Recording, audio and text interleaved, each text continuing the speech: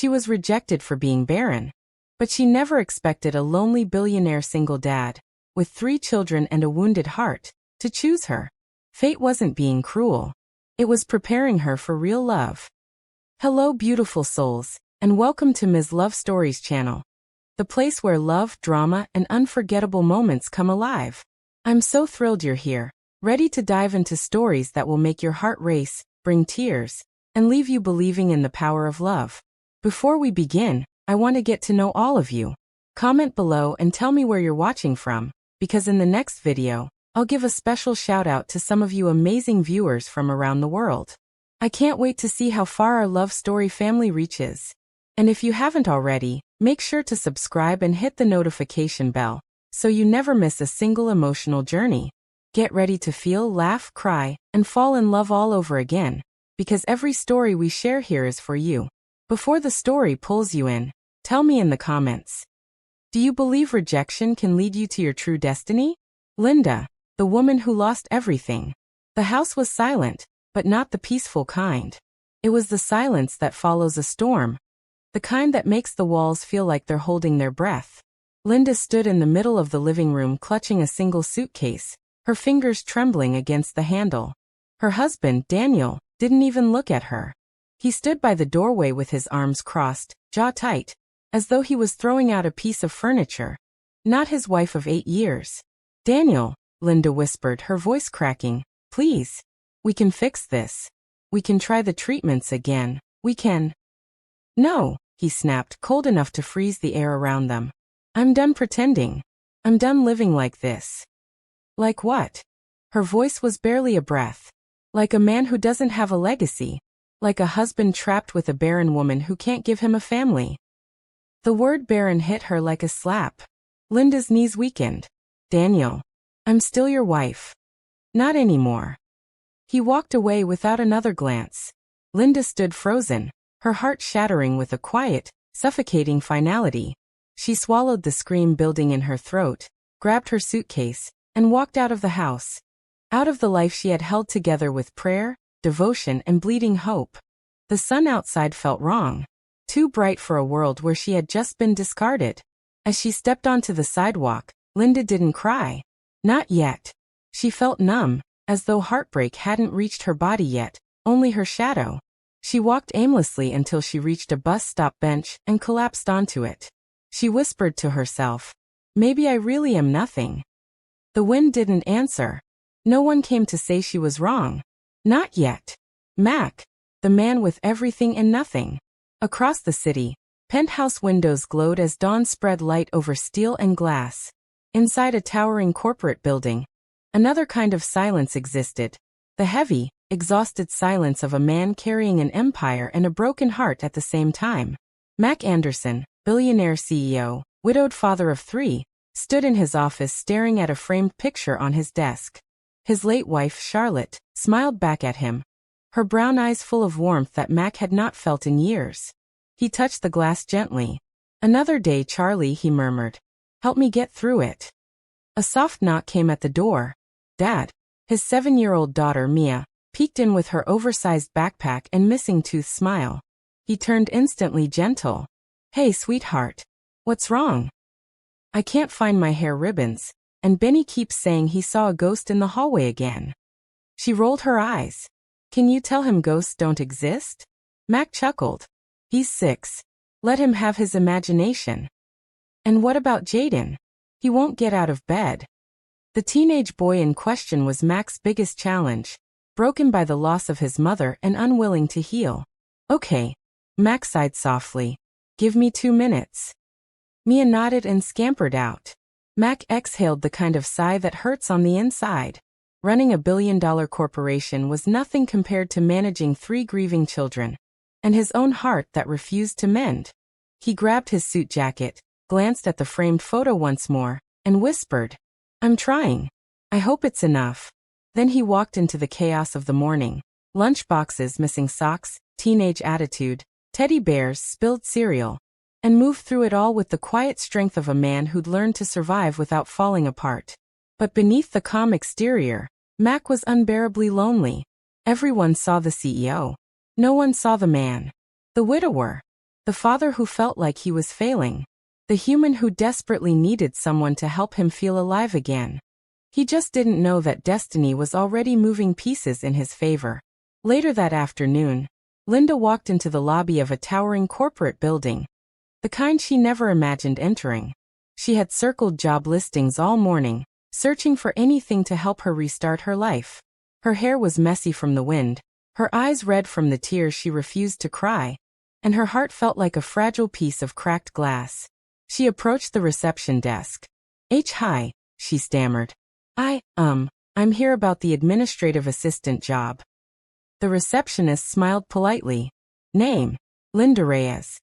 The woman typed, then frowned slightly. Oh, I'm sorry. The hiring manager stepped out unexpectedly.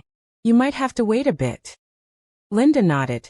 Even though her legs already felt weak, she sat on the nearest bench. And that's when everything hit her at once. The rejection. The humiliation. The word barren echoing like poison. Her vision blurred. She pressed a hand to her chest, struggling to breathe, willing herself not to break here. Not in public, not where strangers could watch her fall apart. Please, she whispered to herself. Not here, not now. But her tears betrayed her. One fell. Then another. And another. Mac was heading out of the elevator, files tucked under his arm, mentally preparing for his next board meeting, until he saw her. A woman sitting alone on the lobby bench, shoulders trembling softly, face buried behind her hands. Something in her posture, quiet, suffocating pain, stopped him in his tracks. Most CEOs would walk past. Mac didn't. Something inside him, maybe the widower, maybe the father, maybe the man, pulled him toward her. He approached slowly. Hey, he said gently. Are you okay? Linda lifted her head, startled. Tears clung to her lashes, her breathing uneven. She quickly wiped her face even though the damage was already visible. I'm sorry, she stammered. I didn't mean to. I'm fine. Her voice broke on the last word. Mac felt something twist in his chest. A familiarity. A shared brokenness. He recognized that kind of pain. It was the same kind he lived with every day. You don't have to be fine, he said softly. Linda blinked at him, confused, vulnerable, and trying to pull herself back together. I'm sorry, she whispered again, standing too fast. I shouldn't be crying here. It won't happen again. But as she stepped forward, her knees buckled. Mac caught her before she fell. Their eyes met just for a heartbeat. A silent, powerful heartbeat. Something passed between them. Recognition? Destiny? The shattering of two lonely walls? Mac steadied her gently. Sit, he said softly. Please. Linda, stunned by the stranger's kindness, lowered herself back onto the bench.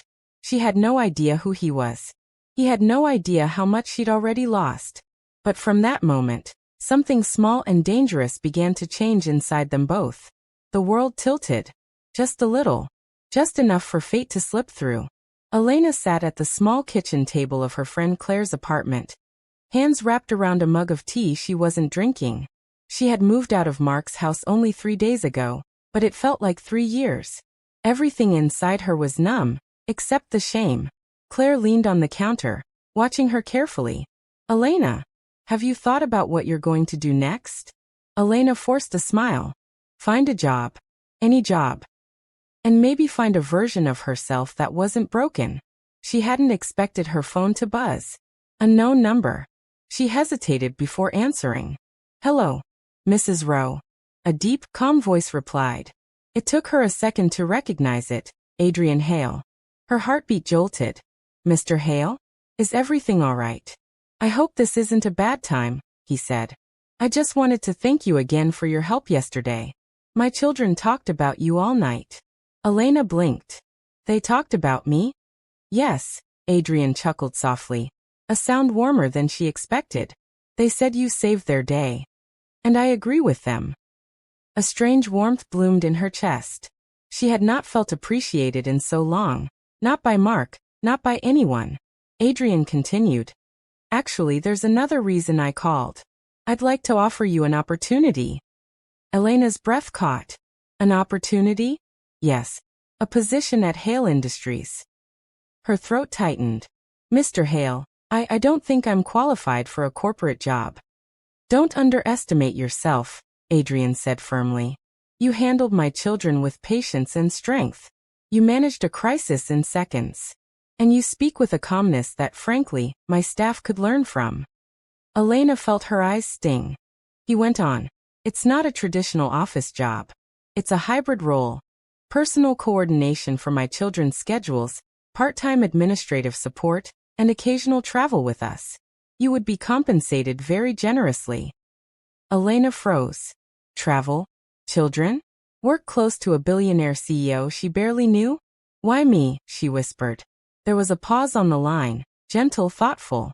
Because I saw something in you yesterday, Adrian said softly. Something steady. Something kind. Something rare. Her heart fluttered.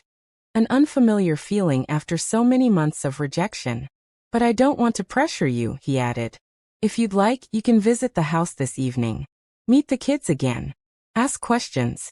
No commitment. Elena was silent. She thought of the empty room at Claire's. Of her suitcase still half-packed. Of Mark's final words echoing like a wound. You're worthless to me if you can't give me a child. Elena inhaled shakily. I'll come, she said. Good, Adrian replied, and she could hear the relief in his voice. I'll text you the address. The children will be excited. When she hung up, Claire stared at her wide-eyed. Was that who I think it was? Elena nodded slowly. He offered me a job. Claire's jaw dropped. Girl, billionaire CEOs don't just offer jobs to random people. He must have seen something in you. But Elena wasn't sure whether that thought comforted her or terrified her. That evening, she stood outside Adrian Hale's enormous mansion, her heart pounding as she stared at the grand doors. She reached up, hand trembling, and rang the bell. Whatever happened next, her life would never be the same again. The following days were a strange blur for Elena. She walked into Hale Industries, greeted the children, and even managed to answer emails and organize schedules.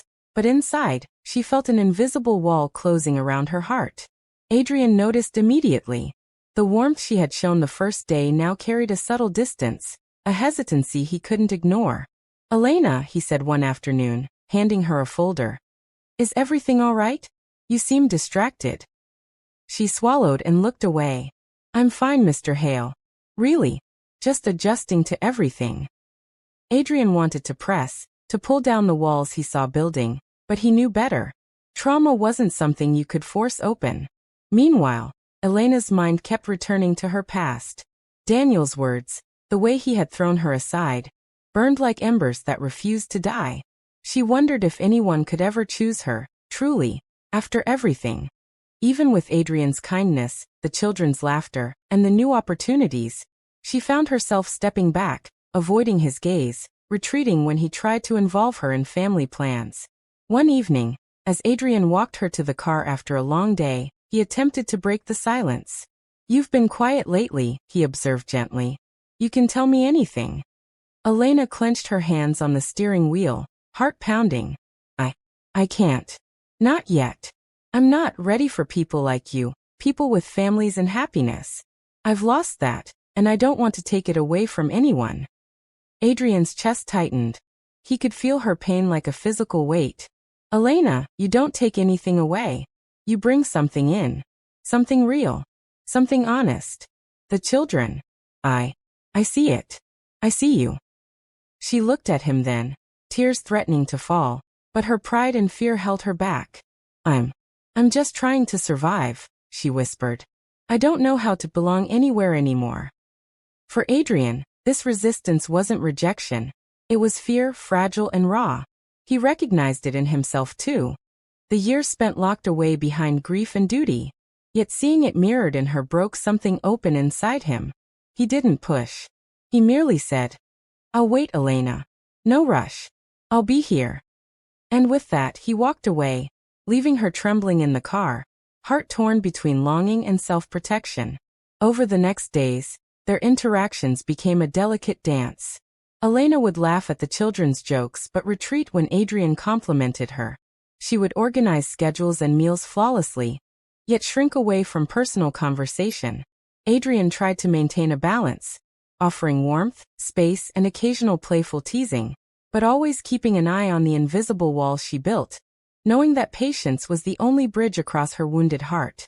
The tension was palpable. Two lonely souls, drawn together yet held apart by fear, trauma, and pride.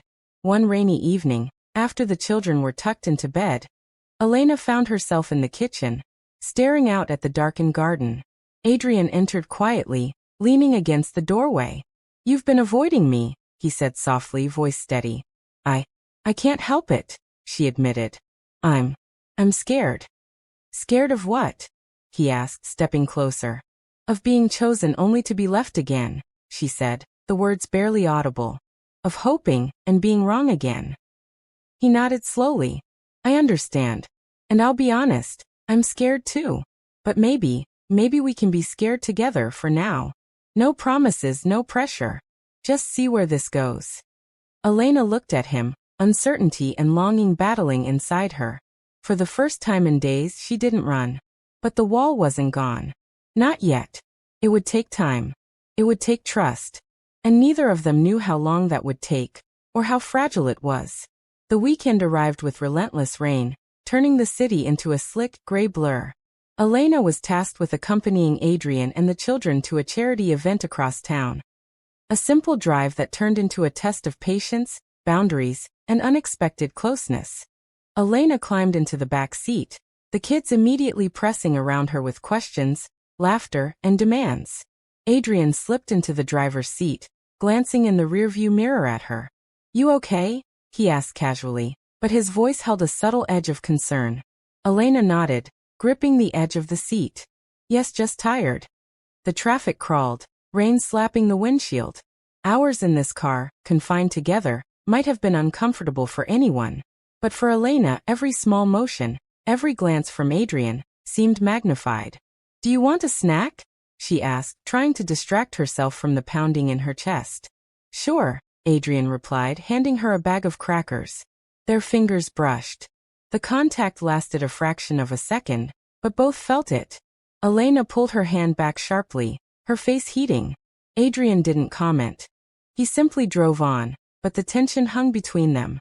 As the afternoon wore on, the kids' chatter filled the car, masking the unspoken emotions that hovered like a storm cloud. At one stoplight, Adrian turned slightly to her. "You know," he said, voice softer than usual. "I didn't expect this. That you'd fit into our chaos so quickly." Elena's gaze dropped to her lap. I try my best." "You're more than that," Adrian said gently. "You're grounding. Something steady in all this." Elena swallowed hard, feeling the familiar pull of longing and fear. She wanted to tell him, want him, but she couldn't. Not yet. She looked out the window instead, pretending the raindrops on the glass could hide her vulnerability. Later, when they arrived at the charity event, the proximity didn't lessen. Adrian insisted she stay nearby, helping with the children as he spoke to donors. Every smile Elena offered the kids seemed to draw Adrian's attention, and every small interaction, a helping hand, a quiet laugh, a look across the room, wove an invisible thread between them. After the event, on the drive home, the city lights reflected on the wet streets. The children slept quietly, exhausted. Elena sat in the back, leaning slightly against the car door. Adrian didn't say anything at first, allowing the silence to fill the space. Finally, he spoke, soft but firm. "You know, we're lucky. The kids and you. Somehow, it feels like things are meant to be, even if it's complicated." Elena's hands tightened in her lap. "I don't know if I can." Her voice broke, trailing off. Adrian glanced at her through the rearview mirror. "You don't have to know yet. Just be here. That's enough for now." And for the first time since the incident at the lobby, Elena allowed herself to breathe in the closeness without retreating completely. The drive continued, rain pattering against the roof, the silence between them full but comfortable. For once, she didn't feel the walls closing in. Instead, there was a strange safety in being forced to share space with him. A subtle warmth that neither wanted to name. By the time they returned to the mansion, the unspoken tension had shifted, softened, just enough to hint at something deeper. Something neither could ignore. For Elena and Adrian, the proximity was a test, a trial, and an opening. The first real crack in the walls they both carried. The next week brought a new rhythm to Elena's life, one she was slowly adjusting to, but the calm was deceptive. There were still walls between her and Adrian, walls built from fear, pride, and past pain. One afternoon, while the children were at school, Elena was helping Adrian organize his study when she found a small, dusty box tucked away behind a stack of old files. Curiosity got the better of her, and she opened it carefully. Inside were photographs, some faded, some crisp, of a young Adrian with a woman she recognized immediately, Clara, his late wife. Her chest tightened. She had heard about Clara, of course. The grief, the widowhood, the children left behind. But seeing the images, the laughter, the warmth, the love frozen in paper, made it suddenly very real. Adrian entered quietly, noticing her expression. "Those are old memories," he said softly. Elena looked up, eyes wide. "She was happy with you. You loved her." Adrian's jaw tightened slightly. "I did. I still do. Losing her. It changed me in ways I didn't expect. I built walls around myself. I focused on the kids, on work, anything to avoid feeling the pain again." Elena swallowed, feeling a pang of empathy and sorrow. "And now you're letting someone new in." He looked at her, the vulnerability in his eyes raw and unguarded. "I don't know if I'm ready," he admitted. "But seeing you, it's different.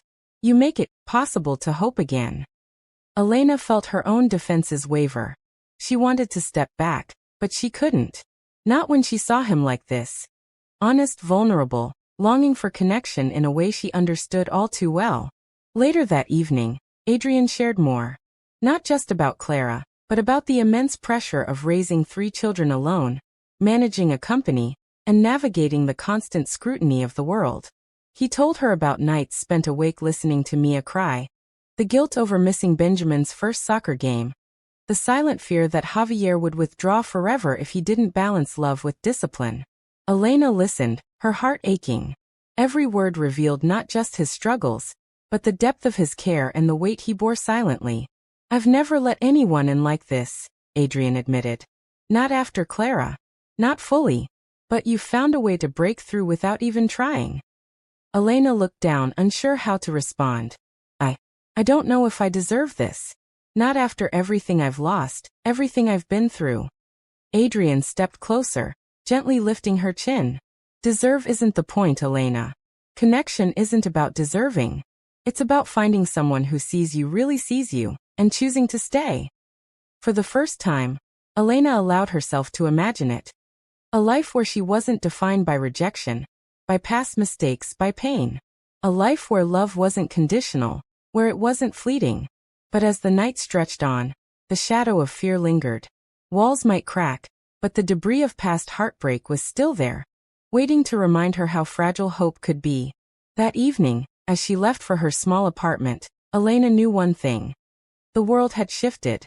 Something between her and Adrian had begun, something fragile but real, and neither could ignore it.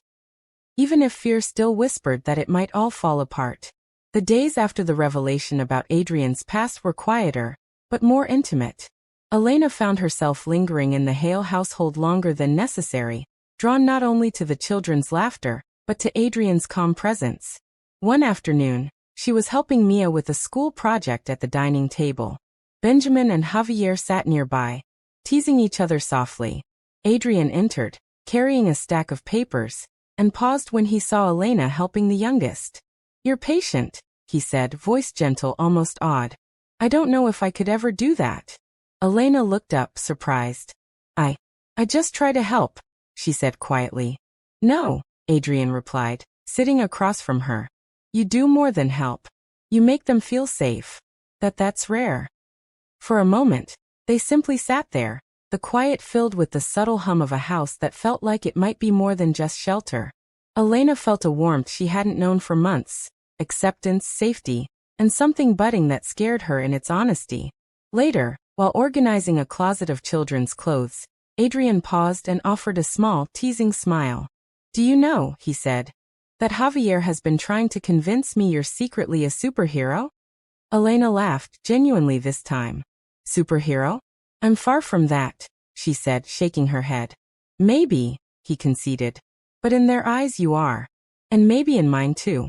She felt a flush creep up her neck. The words hung between them. Unspoken acknowledgement of something growing. They shared small moments of humor, quiet kindness, and understanding.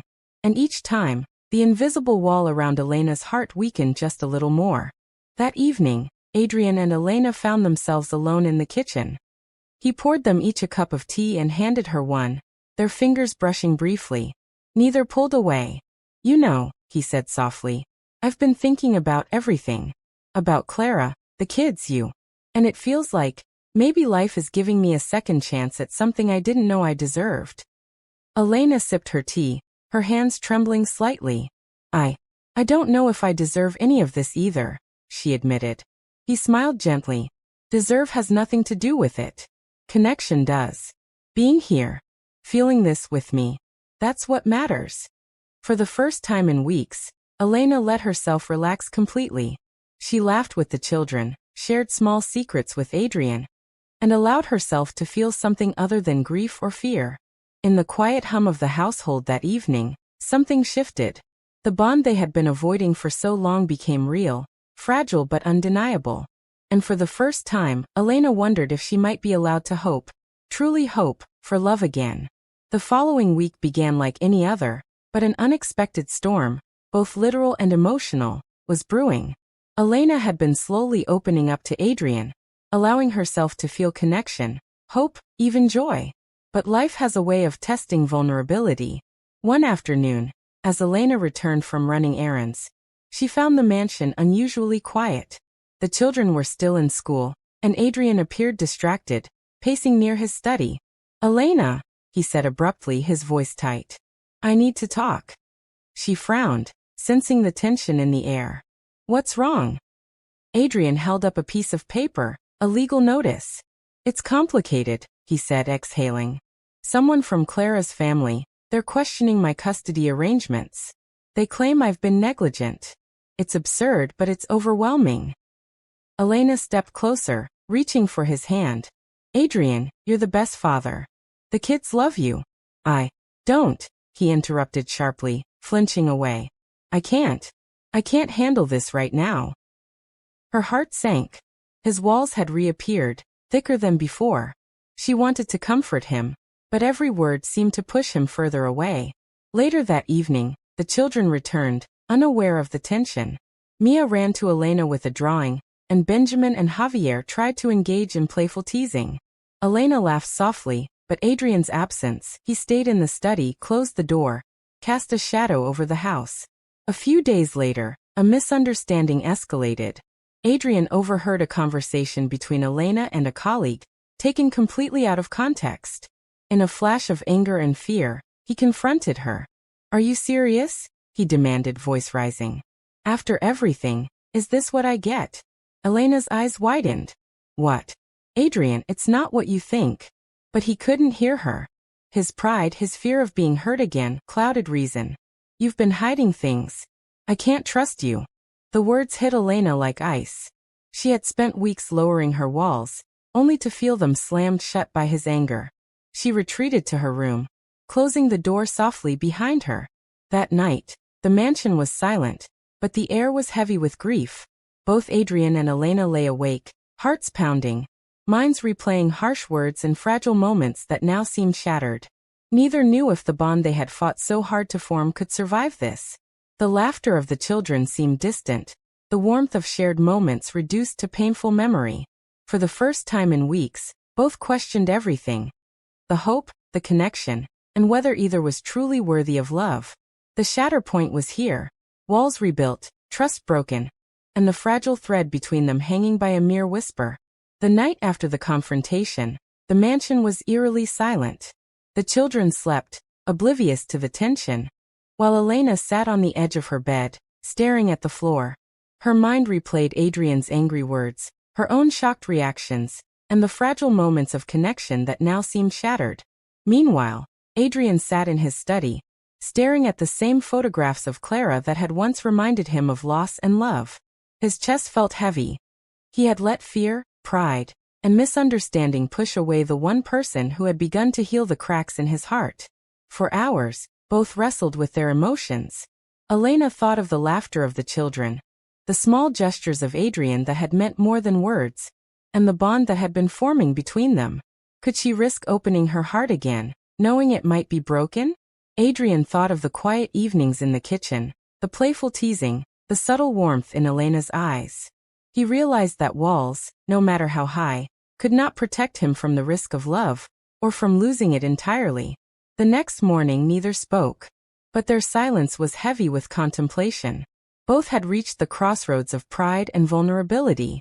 One choice would define the future. Finally, as the sun rose, Adrian walked to Elena's room. He knocked softly. "Elena, can we talk?" She looked up, eyes glistening. "Adrian, I don't know if." He stepped closer, gently taking her hand. "Look at me. I was wrong. I let fear control me. And I don't want to lose what we're building. Not you, not the kids, not us." Tears threatened to spill from Elena's eyes. She had feared this moment would never come, or that she wouldn't have the courage to accept it. I don't want to lose you either," she whispered. Adrian smiled, a mixture of relief and love flooding his expression. "Then stay. Let's try. Together." In that choice, they both surrendered pride for vulnerability. They chose connection over fear, love over hesitation. The weight of the past still lingered, but for the first time, it seemed like hope and healing were possible. That morning marked a turning point. The bond that had been shattered began to mend, fragile but resilient. They weren't perfect. They weren't free of doubt. But they were together, and that was the choice that mattered most. As they stepped into the kitchen, the children ran to greet them, laughter filling the air. For Elena and Adrian, the future was uncertain, but it was theirs to shape together. The morning sun filtered through the curtains, bathing the Hale mansion in warm light. Elena awoke to the sound of laughter echoing through the hallways. She smiled softly, remembering the choice she and Adrian had made the night before. Adrian was already in the kitchen, pouring cereal into bowls for the children. When he noticed Elena standing in the doorway, his face lit up in a way that made her heart swell. "Good morning," he said gently. "Sleep well?" Elena nodded, walking over to the table. "Better than I have in weeks." The children ran to greet her, wrapping her in a chaotic mix of hugs and giggles. Adrian chuckled, shaking his head. "You've officially become part of the madness," he teased, smiling at her warmly.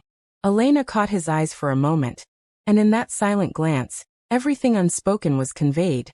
Forgiveness, trust, hope, and a love that had survived fear and heartbreak. Later, while they helped the children get ready for school, Adrian reached out and took Elena's hand. "You know," he said softly, "I never thought I'd feel this again. With you everything feels possible, even happiness after loss." Elena squeezed his hand, her heart full. "Neither did I. I never imagined I could feel whole again." The day passed with laughter, small joys, and shared glances that spoke louder than words. The bond between them, once fragile and broken, now held firm. Every worry, every tear, and every struggle had led them here. To a love that was unexpected but unwavering. That evening, as they sat together watching the sunset from the terrace, Adrian whispered, "Life may never be perfect, Elena, but with you it feels complete." Elena leaned against him, breathing in the peace that had been absent for so long. "I feel the same," she replied. "And I know whatever comes next, we'll face it together." In that quiet moment, surrounded by the warmth of family and the promise of tomorrow, the Hale household felt truly alive. Love had survived betrayal, fear, and doubt. It had emerged stronger, resilient, and unbreakable.